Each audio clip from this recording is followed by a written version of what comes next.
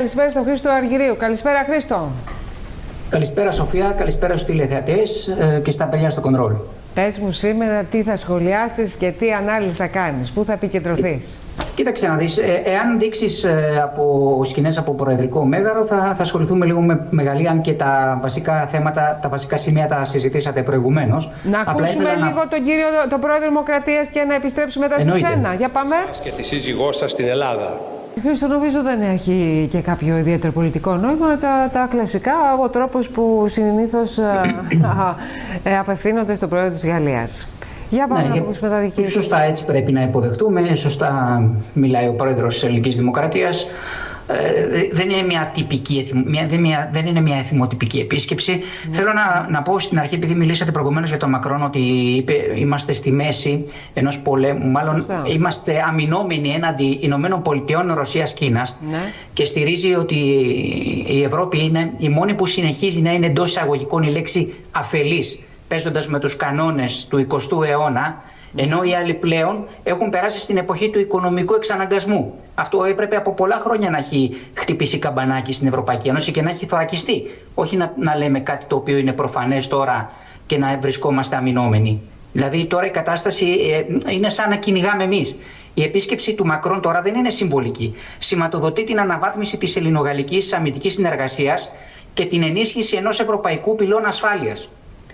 Σε μια περίοδο έντασης από το Ιράν μέχρι την Ερυθρά θάλασσα, η Ελλάδα, με αυτές τις επισκέψεις αλλά και τα λόγια που είπε ο πρόεδρος Τραμπ, αποκτά ένα πιο ενεργό ρόλο στην ασφάλεια των θαλάσσιων ροών. Γιατί καταλήγουν εδώ, στην Μεσόγειο και στην Ελλάδα, μεταξύ Ελλάδας τέλος πάντων και Αιγύπτου. Ενώ ταυτόχρονα ενισχύεται και η στρατηγική παρουσία της Γαλλίας στην Ανατολική Μεσόγειο. Το σημαντικότερο κομμάτι της αμυντικής συνεργασίας, όπως είπατε σωστά προηγουμένως, είναι η ανανέωση της Ελληνογαλλικής Αμυντικής Συμφωνίας το 2021 για 5 ακόμα χρόνια. Για 5 χρόνια, ναι. Ναι, και μάλιστα υπάρχει και η προοπτική, αναλόγως πώς θα είναι τότε η κατάσταση, η προοπτική αυτόματης επέκτασης.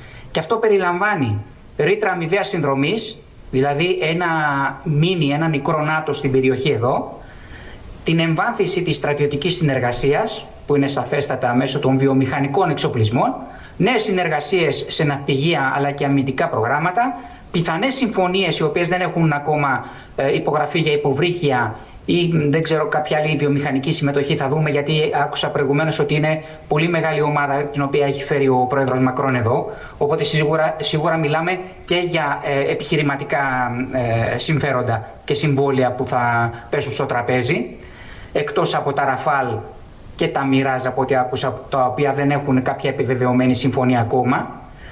Αλλά θα πρέπει να μπούμε τώρα σε μια κατάσταση η οποία δείχνει ότι η Ελλάδα πλέον δεν είναι όπως ήταν, αλλά έχει αναβαθμιστεί. Ή, για να το πω πιο σωστά και να ακουστεί πιο σωστά, την αναβάθμισαν. Μας αναβάθμισαν διότι η γεωγραφική μας παρουσία τώρα βγάζει την ισχύ που έχει η χώρα. Αυτή η ισχύ που έχει η χώρα, για να ολοκληρώσω την πρότασή μου, πρέπει να αποτυπωθεί και στρατιωτικά. Τι ήθελες να με ρωτήσεις? Όχι, μου άρεσε πάρα πολύ η έκφραση που χρησιμοποιήσει. Μας αναβάθμισαν, δηλαδή, εντάξει. Είναι αλήθεια, ναι. Λέμε αυτή είναι η αλήθεια. Πράγματα με το όνομά τους, ναι. Κοίταξε, Σοφία, εφόσον δεν είμαστε ταγμένοι σε κάποιο πολιτικό χώρο, δεν είμαστε σε κάποιο λαϊκά μιλώντας μαντρί, θα πρέπει να μιλήσουμε τη γλώσσα που πρέπει να μιλήσουμε. Σωστά. Η αλήθεια λοιπόν είναι ότι μας αναβάθμισαν. Δεν αναβαθμιστήκαμε μόνοι μας. Αυτό ήθελα να το συνδυάσω τώρα με δύο πράγματα. Πρώτο, με την παρουσία της κυρίας Κοβέση και στο Φόρουμ των Δελφών. Ναι. Και να αναφέρω μία φράση που για μένα είναι σημαντικότερη από όσα είπε, διότι όπως είπα προηγουμένως δεν ανήκουμε σε κάποιο κόμμα για να είμαστε σε διαδικασία άμυνας ή επίθεσης, ανάλογως από το που κοιτάμε, αμυνόμενη κυβέρνηση, επιτιθέμενη αντιπολίτευση. Η φράση λοιπόν αυτή είναι ότι καμία ευρωπαϊκή χώρα δεν είναι καθαρή.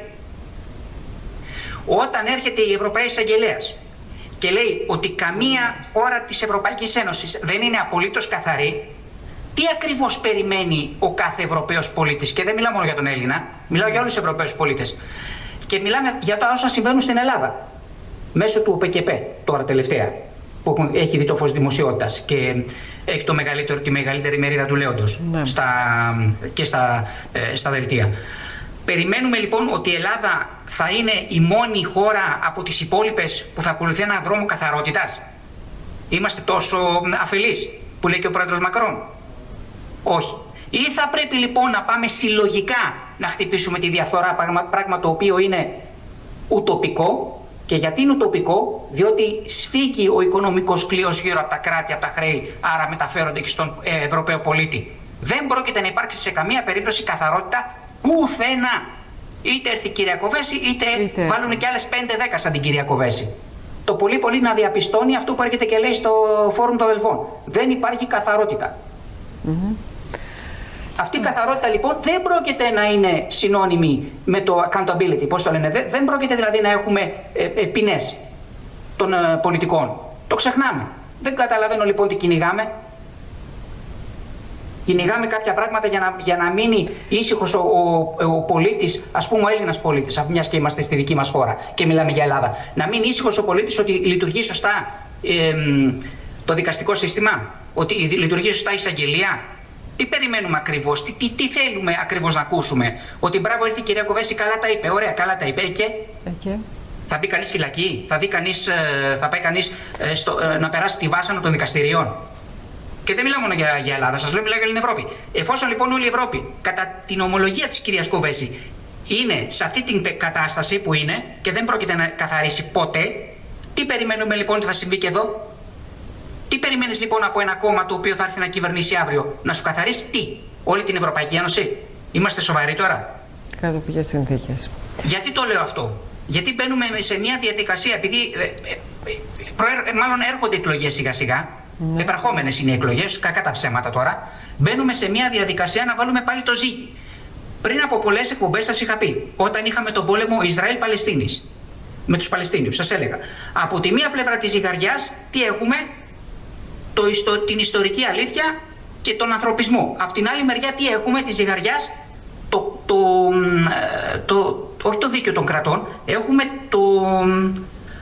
πώς να πω τώρα, του κράτους ναι, όχι μόνο αυτό, ήθελα να πω ότι ή θα είσαι με τον άνθρωπο ή θα είσαι με το κράτος. Δηλαδή ή θα είσαι με τους Παλαιστινίους που πιέζονται και περνάνε αυτό που περνάνε, ή θα είσαι με τους Ισραηλινούς, διότι το συμφέρον της χώρας στα εξωτερικά θέματα είναι με το Ισραήλ. Αυτό ήθελα να βάλω στη ζυγαριά. Αυτό λοιπόν είναι ένα πολύ μεγάλο ηθικό δίλημμα. Αυτό το ηθικό δίλημμα τώρα μεταφέρεται στο εκλογικό σώμα στις επερχόμενες εκλογές. Γι' αυτό το συνδυάσα. Ή θα πας και θα πεις ότι αυτά που συμβαίνουν στον Έλληνα πολίτη είναι στη μία πλευρά της ζυγαριάς και στην άλλη πλευρά της ζυγαριάς είναι η εικόνα της Ελλάδας στο εξωτερικό υπό την έννοια ότι μεγαλώνει.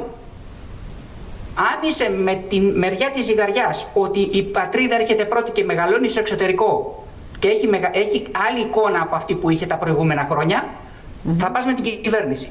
Αν είσαι με το σωστό της ιστορίας και πεις ότι εμείς σαν πολίτες πλέον δεν μπορούμε άλλο να ανασάνουμε οικονομικά, και δεν μπορούμε να ανασάνουμε μόνο οικονομικά, δεν μπορούμε να ανασάνουμε και ως πολίτες, διότι βλέπουμε ότι ζούμε στη μέγενη της πίεσης μία του δικαστικού σώματος παραδείγματος χάρη, ή του εισαγγελικού, και από την άλλη και της οικονομίας. Και λέμε ότι δεν υπάρχει δίκαιο πλέον όπως το ξέραμε σε μια ρομαντική εποχή, τέλος πάντων, αυτή την εποχή. Αυτό είναι το διακύβημα των εκλογών. Τι θέλεις να κάνεις? Αυτό πιστεύω εγώ. Για να δούμε τώρα.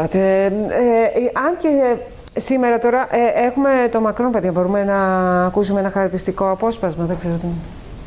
Απόψε μας τιμά, κύριε Πρόεδρε, και εντάσσεται στη μακρά ιστορία επισκέψεων που έχουν σημασία. Θυμίζει λίγο την... Δεν ξέρω αν το θυμάσαι, από την προηγούμενη του επίσκεψη, θυμίζει λίγο στην ομιλία του αυτά που είχε πει τότε. Ναι, βέβαια.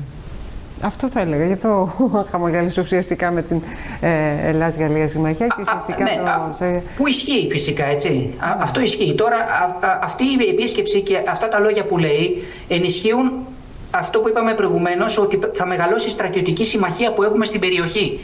Εφόσον λοιπόν μεγαλώσει η στρατιωτική συμμαχία που έχουμε στην περιοχή, είπα να πει ότι ίσως αναμένουμε κάποιες αντιδράσεις. Τώρα θα είναι από Τουρκία, θα δούμε. Γιατί είπε και ότι, ξεκάθαρα είπε ο Μακρόν σε συνάντηση με τον Έλληνα Πρωθυπουργό, ότι αν συμβεί κάτι με την Τουρκία θα είμαστε παρόντες. Και εμένα αυτή η έκφραση λίγο με προβλημάτισε. Το παρόντες είναι σαν να είναι κάτι το οποίο θα γίνει άμεσα ή θα γίνει κάτι πιο έντονο.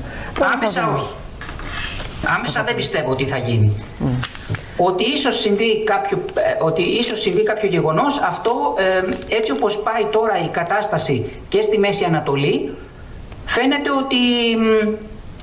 φαίνεται ότι θα ισχύσει, και μάλιστα θα πρέπει να το βάλουμε στην εικόνα μαζί με τα όσα διέρευσε το Πεντάγωνο από τα mails για Μεγάλη Βρετανία, Ισπανία και την επιχείρηση Epic Fury, που σύμφωνα με τα όσα διέρευσαν, επαναλαμβάνω, το πιο φιλόδοξο και ταυτόχρονα αμφιλεγόμενο στρατιωτικό σχέδιο των Ηνωμένων Πολιτειών ήταν για την αποδόμηση της ισχύς του Ιράν. Αλλά τα όσα ισχύουν όμως για τη Μεγάλη Βρετανία και για την Ισπανία φέρνουν μπροστά και